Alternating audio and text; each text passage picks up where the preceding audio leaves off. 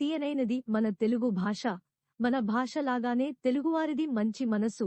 తెలుగు భాష తీయదనాన్ని అనుభూతి చెందాలంటే తెలుగులో సంభాషించాలి. తెలుగు భాష గొప్పదనం తెలియాలంటే తెలుగు రచనలు, పద్యాలు, గద్యాలు, గేయాలు, గీతాలు, కథలు, కవితలు, కునిరాగాలు, ఇంకా హాస్యరచనలు, విప్లవరచనలు, చైతన్య గీతికలు చదవాలి.